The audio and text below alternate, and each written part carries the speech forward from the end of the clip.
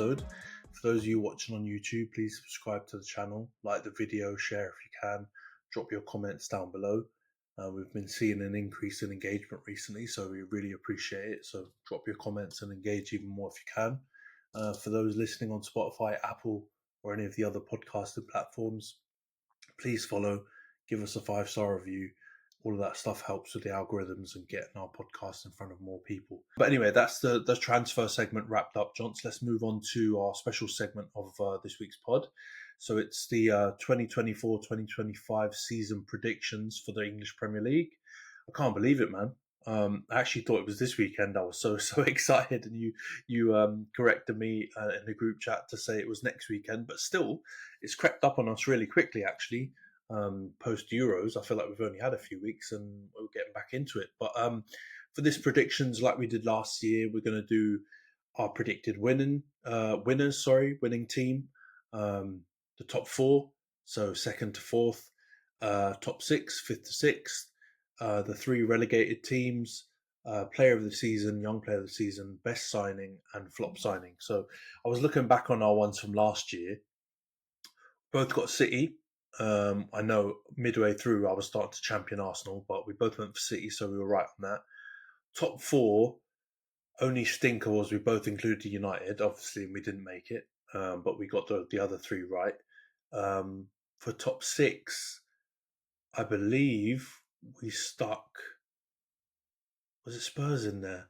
Spurs, I think I went Spurs and Villa, and you went Spurs and Newcastle, or something along those lines. And so, yeah, Villa was the obvious outlier. But, I think a lot of our predicted stuff around the teams was close to, if not spot on.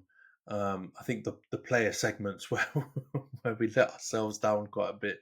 Haaland obviously didn't have his best season. We both went for Garnacho. And even though I think he was decent and scored some wonder goals and had a good season overall, he was probably not young player of the season, considering Cole Palmer was knocking around.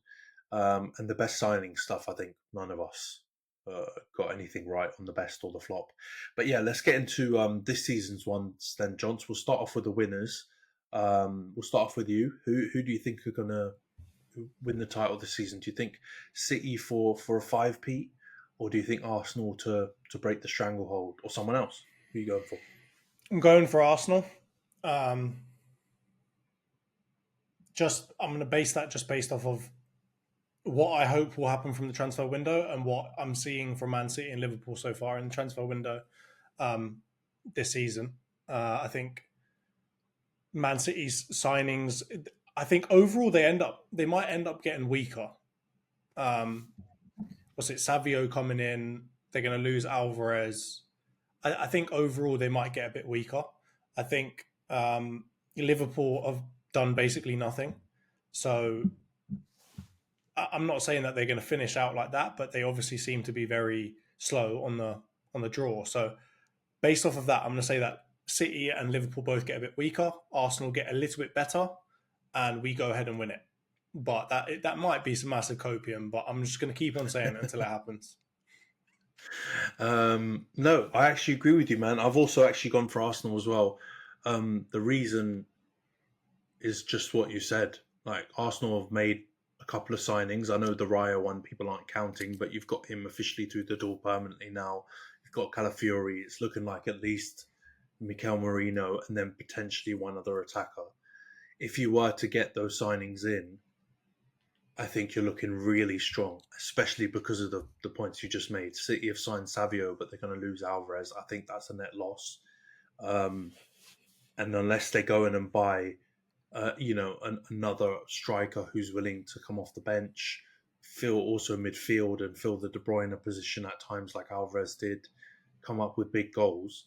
Those are big boots to fill, man. So I'm not sure how easy it will be for them to do that.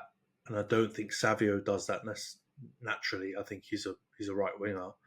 And if you look at the signings City have made last season, they were mostly stinky, I know Doku overall, I think we're betting on him ending up being a good signing, but he tailed off massively. And Mateus Nunes was rubbish. So, Gvardiol ended up looking pretty good, but generally... Kovacic was quite rubbish. Did he come last season? Or was that he did. Rubbish as well. he was just like nothing, like Yeah. ineffectual basically. I think so. City going into the season with a similar transfer window, and Liverpool have done nothing. So I have to think that logic points towards you guys just about getting over the line. But Yeah. I mean, I don't think any of us will be shocked if City did it again. But I think indications are pointing towards we've got to have a change, and Arsenal are primed to do it. So yeah, I think Arsenal are going to win as well. Let's go on to top four then, The John. only thing you've got to watch out is that if it is Pep's last season, maybe they will try really hard just to get something at the end and nick it off us again. But yeah, anyway, we can move on to the next one. Let's not talk about that too much because that makes me sad. Well, no, but I mean, the indications are now that he was saying like he was putting out all these things saying if I leave, I'm going to say I'm going to leave. Right now, I just say that I'm on the back end because I've already been here for 7 or 8 years or whatever, and I'm not going to do another 7 or 8 years. So I don't think he'll leave after this season. I think it might be a couple more seasons at least. So again, I agree with you. That will bode well for you. If it is his last season, then yeah, strap up and prepare yourself for what's to come. Let's go top four then. Champions League. I'll round out my list real quick. So I've got Arsenal top, obviously. I've got City second. I've got Liverpool third, and I've got the remontada for my club, Manchester United, fourth. But I will say the caveat is huge on both Liverpool and Man United. So Liverpool need to get someone. I know, Kem, you're our good mate and your good school friend, has been giving us all of his Liverpool copium about, he needs to assess the players. Sure, he needs to assess the players, and they've had a decent pre-season in terms of results, but they need to get some players in. They need a centre back. They need, potentially another midfielder now with this double pivot system.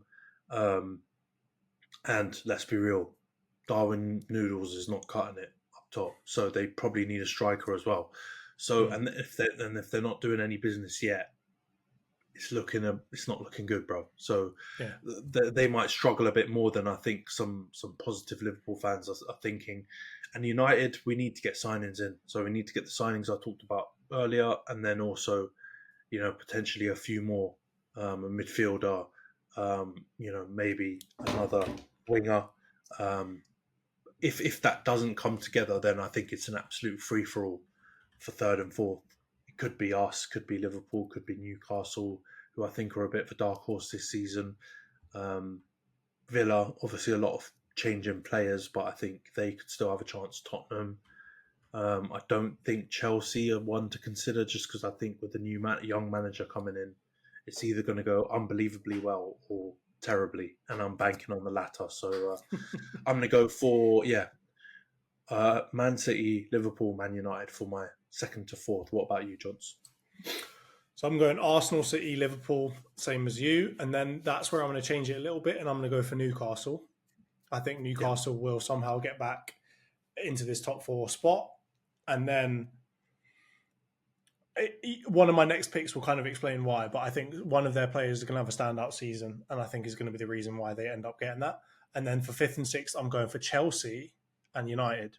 So the reason why I'm going for Chelsea is because there's something brewing, man, and I know it's not in a good way, right, with the Enzo stuff and like some of this stuff, but I do think that they're going to be able to turn it around at this point. And I also think it's going to be one of those seasons where it's a battle for like 4th, 5th, 6th, 7th, and 8th. It's just going to be a battle between like 5, 6 clubs to try and get those spots. And I think Chelsea might be able to nick it just because of the size of their squad.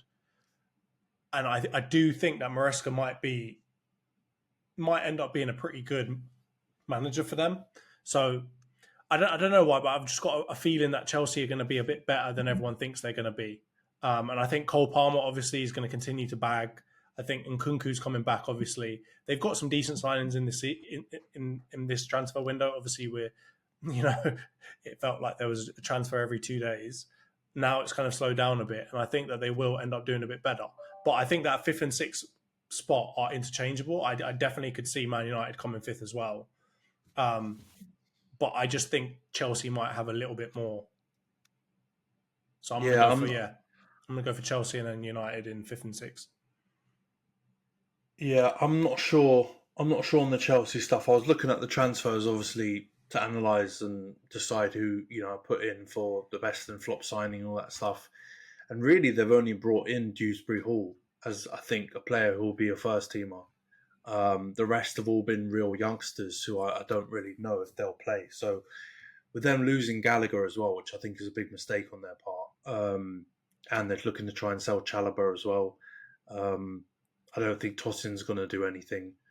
I think Chelsea have somehow managed to find a way to be weaker than they were last season. And but I mean, the obvious caveat to that is they've got a lot of young players. So if another 2 or 3 young players have a breakout, like, not even like Cole Palmer, but 60% of what Cole Palmer did, they'll be better. So I don't think it's a crazy shout, but yeah, I would be surprised if they finished above United this season. I'm not saying it'll be a big gap between them, but I would just be surprised because of the new manager, all of these other things going on. I just don't think they'll pull it together. So I actually haven't even got them in my top 6. So I've got Newcastle 5th and I've got Tottenham 6th.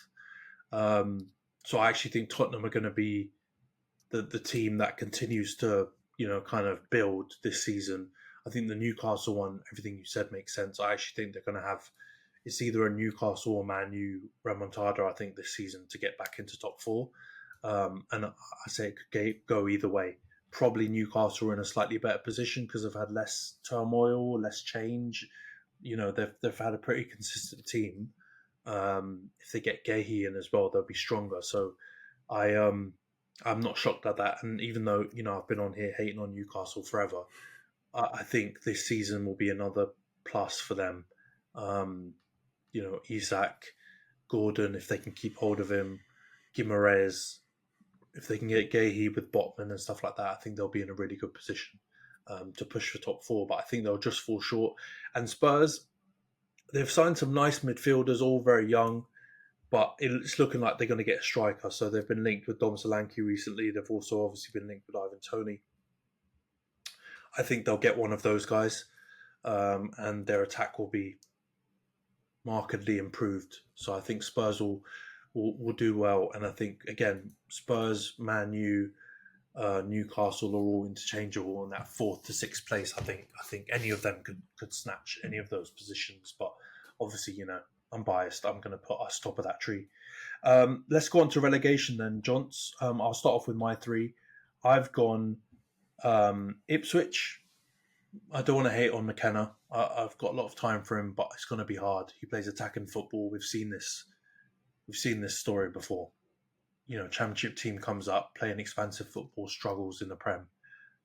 Too open, don't quite have the Premier League nous. So I think they're going to go down, unfortunately. I think Southampton are going to go down. I just don't like their signings. They've made loads. They've gone almost Nottingham Forest-like with all their signings, but loads of cheap ones. And loads of City young players, which they consistently do. So yeah, I feel like that's going to be a struggle for them this season. And my 3rd and final one might shock you. It's going to be Brentford. So the reason why I think Brentford are going to go down is they're going to sell Ivan Toney.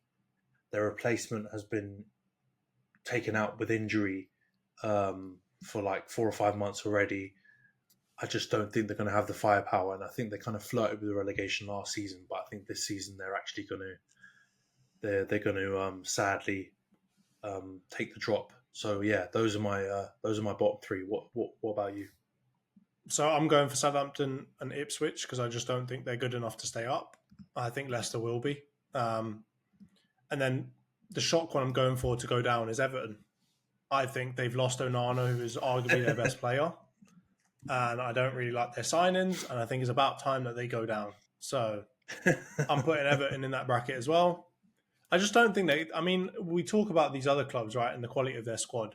I'm sorry, if you look at Everton's, it's not that great, man. Like, I know that they've got the perfect manager to try and stay up, but I think it's even going to be the death of his reputation of keeping teams up as well. I think Everton are going straight down.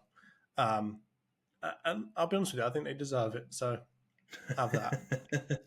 You've been consistent with the Everton hate, so I hear it.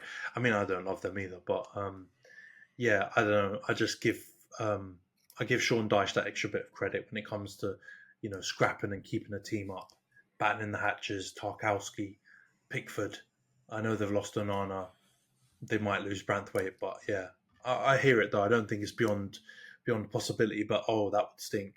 New stadium will be ready next season as well. Oh, they'll be in real doo doo. It's making for a perfect story, mate. It's making for a perfect story. But they're in doo doo already because they've had about 3 takeovers fail this summer. They might have to come back to us with their tails between their legs to sell Branthwaite for a packet of crisps and a Snickers bar. So who knows? It's going to be it's tricky times for them. Let's move on to the player section then, John. We'll do these a bit quicker. My player and young player, I'll do them together. So I've gone for a bit of a, on theme with the pod. I've gone with Martin Odegaard is going to be my player of the season. Obviously, if Arsenal win, I think he's going to be the key. Obviously, Saka's going to have impact, but I think Odegaard is your De Bruyne, your Bruno Fernandes, your creator, all of your attacks, most of them anyway, go through him, and he's just a class football player. So I think he's going to be the player of the season. I think he was within a shout of it last season as well, with how he performed from like November onwards. I thought he just reached a really high level. So I think Odegaard is going to be player of the season. Young player, I'm going United again. Hopefully this time, second time lucky. I'm going to go for Ahmad. I just think... Does he count as a young player? Yeah, he's 21. Does that not? He? Yeah, he's 21. I thought he was older than that. Okay. I'll let you off then. No. Let you off. I'm pretty sure he's just turned 21 or he's 20 to 21. He's 22, but okay. All right. Yeah. All right. Slightly over. But yeah, I'm going to go Ahmad. We'll do it based on the Premier League young player. They do 23 and under in it, Olympic style. So I'm going to go Ahmad. I just think he had little moments last season. I think this season he's finally going to get the trust of Ten Hag. I think in pre-season he's looked sharp. I think we've also got a huge opportunity on the right-hand side of our attack. So I think, Ahmad is going to have a breakout season. And I think, it could be a long day for our established wingers, because I feel like if Garnacho continues to grow and Ahmad has a breakout season like I'm predicting, where does that leave Sancho? Where does that leave Rashford? Obviously, where does that leave Antony? But I think that's what's going to happen. I think he's going to be our shining light on the young player side. So I've gone, Odegaard player of the season and Amad Diallo as young player. What about you? So for player of the season, it was a toss up between two, and I was actually going to say Saka. And the reason why I didn't choose Odegaard is I don't see his level getting above last season, whereas I think Saka has a lot of room to grow into his position, because obviously last season he wasn't as good as the season before. I think if he has a season like he did the season before that, and we end up winning the league, I think he's a shoo-in for that award. With Odegaard, I think if he plays like last season, it will be a toss up between him and Saka, but I think Saka might be able to nick it just because of goals and assists. But that's a big if. And then for my actual pick, though, I'm going for Isak. And I just think if he stays fit the whole season, I think he's going to show everybody levels. And I think it's about time that he has a full season of fitness. I know that he's obviously got issues with it, but he was cooking on the back end of last year. And any time he was fit pretty much last season, he was absolutely cooking. And I think he's going to be critical to Newcastle playing well next season. And I think it's going to be like the proper breakout season where everyone clocks this guy is actually a 100 mil plus striker. And you're going to see major interest from a lot of other parties. So I'm going to go for Isak. I just think technically as a striker, he's going to put people like Salah and this lot to shame. I think he's just going to show that Omri level of tech that we haven't seen in a very long time. And I think he's shown glimpses of it already. If he can just string something together, I don't see why he couldn't go on. If he can play like he did for the games that he was fit last season, and if Newcastle are a little bit better than they were last season, I think he absolutely cooks and ends up being the best player of the year. So I'm going for Isak for that. And then for young player of the season, it was kind of a toss-up between two people. One of them I think is underappreciated, and that's Jarell Quansah. I think he should have gone with England to the Euros. But I'm actually going to go for Mainu. And I just think, I know it's going to be his second season in, but he's still really young. And I think he's going to be even better than he was last season in that Man United midfield. So there's a couple of other people in there, but I just think he's going to be good. And despite Man United's ups and downs, I think he's going to end up looking like he's cooking. And I think Cole Palmer, it'll kind of wear off. He won't be considered to be like the young player anymore. And I think maybe they'll allow Mainu to be the real kind of young player of the season, teenager style. So I'm going for Kobbie Mainu as my young player of the season as well. Yeah, fair. I think that's I think the Isak one's a bold shout, but I hear what you're saying. If there was an award for player of the season outside the top 6 or whatever, then I think he would have a really good chance of winning it. But I think it will normally always go to the Premier League winning team's best player, doesn't it? I'm basing this off of like who I think is going to be player of the season, not off of like whoever votes for it, off it's Foden again because he's God's gift to England or whatever. Like I don't care about that. I'm talking about who's the real best player of the season. Yeah, I hear you. All right, let's do the best signing and flop signing. So best signing I've gone for is Amadou Onana for Aston Villa. So I think that's a class signing. Like I remember when we were linked with him, and some of our big Man United content creators and aggregators was slandering him, saying he was Fellaini Mark II. He's not Fellaini Mark II. He can control the ball. He can drive with the ball. He can pass the ball. He's an absolute monster physically. I actually think that Villa midfield, as much as I like Douglas Luiz, and I think he's had a good couple of seasons, and this might be that shimmy shake thing affecting me that he did against Man United, but I actually think Villa have upgraded their midfield with Onana, and I think they're gonna go to the next level on that midfield side. So I think for 50 million, I think that's a snip. And I would have been super interested in getting him to play alongside Mainu, to be honest, if we had the funds available. I think he's going to be the signing of the summer because I think he'll be able to, play a big role in keeping Villa in that Champions League, Europa League fight, which I think there will be in. But I think that their attack might just be the thing that drops them because I think Watkins is top quality, but they've lost Diaby. They've still got Leon Bailey, and then they've basically just signed a bunch of young attackers. And I don't know if they're going to be able to hit the ground running. So I think that will stop Villa from getting up there into Champions League, Europa League again. But I think Onana is going to be, fighting against that current almost single-handedly. So I think that's been a top signing. The flop signing, you might be surprised by this as well. I've gone for Savio for Man City. So I read some stuff about him. Obviously, I know he had a big season last season with Girona, but he's a very typical Brazilian winger, and I don't know how the hell that's going to work in a Pep system, and I feel like it's going to go kind of like Doku did last season, but worse. And I think Doku just about saved it because he has some physical attributes and he can drive past people. Whereas Savio, from what I've seen of him, he's very much tricky. He likes to take players on, but with that Brazilian flair rather than like the P&P that you might need in the Premier League. And I just think Pep's going to absolutely smash him down to do passes backwards and sideways. And I think he's just not going to have an impact. And if he goes in being City's main signing or even one of the top 2 or 3, it's not going to go well. So yeah, I've gone Onana best signing and I've gone Savio flop. What about you, Johns? So for the best signing of the season, I'm going for, it's going to sound really weird, but Nicholas Füllkrug. I think Füllkrug to West Ham is, because I'll be honest with you, right? Füllkrug is, I think you saw it for Germany. He's an absolute gunman.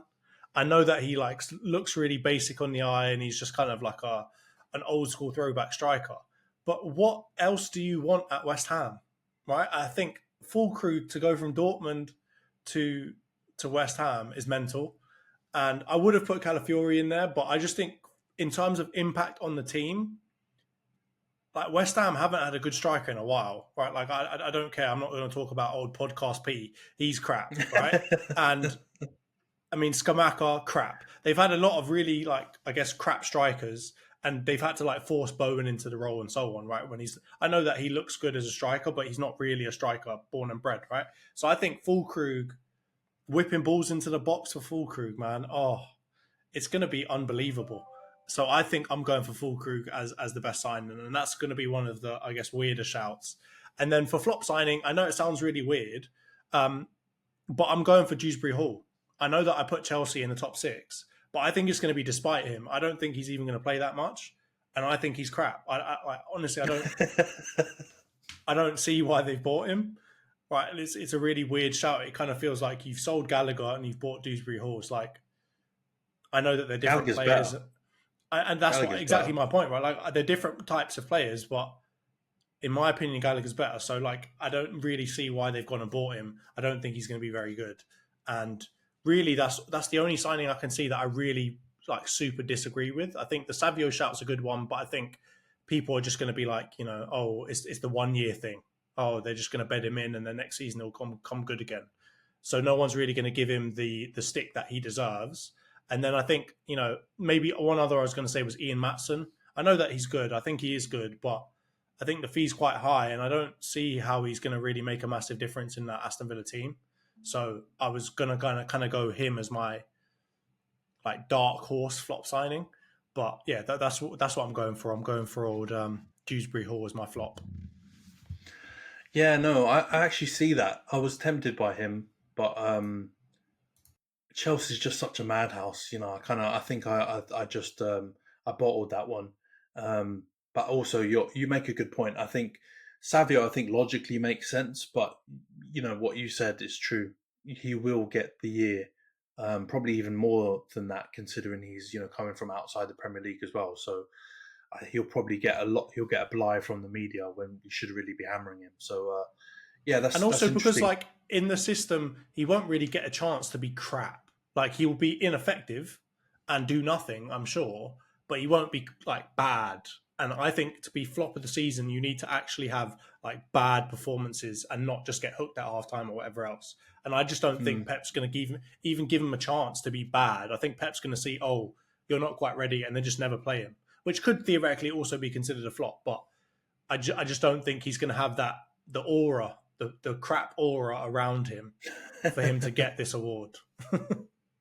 Yeah, don't worry. I'll try my best to create that around him because I'm coming for City players this season. So Savio, watch your back, mate. I'm coming after you. But anyway, yeah, that's our prediction segment. Interesting. I think we got some overlap, but we got some nice unique points as well with our predictions. But I think all of yours make complete sense, and I don't think any of them are too crazy. I think you've gone very bold on the individual side of things. But it's I hear full it. crew. Let's go. Yeah, baby. It's the year of the strikers. Let's go. Couldn't be further apart in terms of style. Like one's like an absolute gunman, silky Henri style, and the other one's like Kevin Davies, but German. It's the remontada of the striker, man. I think Haaland just kind of dominated the position, and everyone was like, "Oh, there's no good strikers around." This year's going to be the year of baller strikers and just old school 1990s centre forwards. Fair enough. I hope so. And West Ham, God, they've kissed enough frogs. They need to get their Prince Charming up front because you didn't even mention they had Haller as well, who I really like. Big him up with his fight against cancer and everything like that. He's an absolute hero. But when he was at West Ham, it was a bit smelly. So yeah, they need some luck because I don't want to see Podcast P anymore. I've had enough of him. I don't want to see him on the pitch. I don't want to see him on the podcast. I'd be all right if he just walked off into his coaching career. That would be great.